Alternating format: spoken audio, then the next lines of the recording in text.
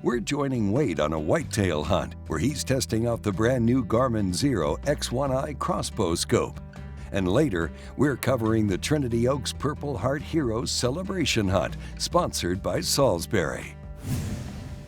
Now, before we join Wade in a pop-up blind for his hunt, let's take some time to see one way he likes to set up a hunting area.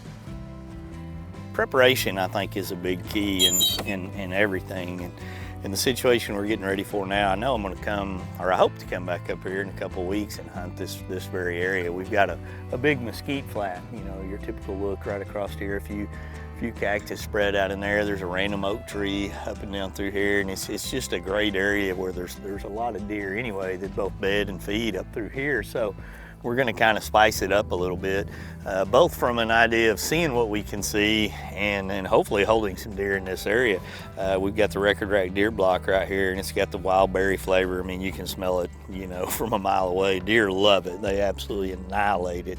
And we're going to put a couple of these out kind of on this flat. It's an area where we know a lot of deer already travel by, and then we're going to put a stealth cam in the same area to get some photos so we can, you know, kind of catalog what's here, see what's coming in. So that's part of our plan to get set up for a future hunt. You know, it's that preparation, we feel, getting an area kind of spiced up that will hopefully pay off for either filling the freezer or a great trophy later on.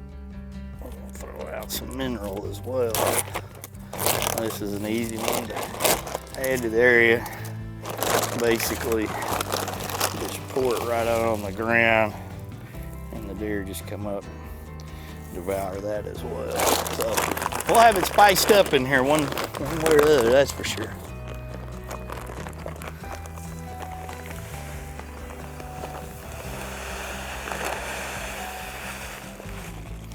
Have this little highway right through here.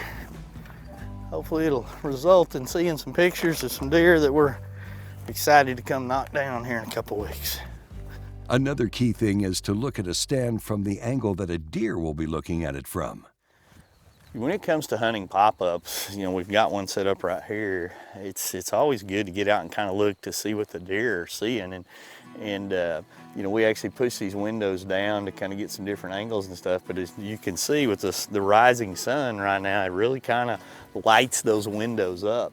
And you always got to pay attention to that, and sometimes you have to hunt a stand a couple times to know it. Sometimes you got to get out here and look at it from different angles to try to see what the deer see.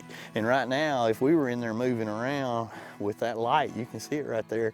If we're kind of up on the edge and this deer just happens to look at the wrong time, he's going to pick us off. So, you know, maybe it's more brush or understanding that this is not the best stand to hunt on a sunny, clear day at X time, you know. So always keep those things in mind. Pay attention to the littlest things, because, you know, when I see comments on, you know, Facebook or social media, man, I've never seen a deer.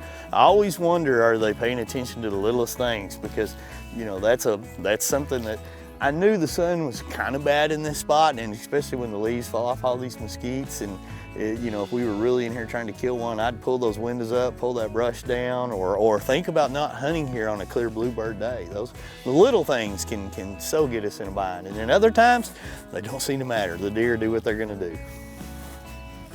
So when I'm setting up a camera in this type of a situation, I really like to let it take a burst of 3 photos at a time, and I'll put a big memory card in there. I'm gonna put a 16 gig card in here.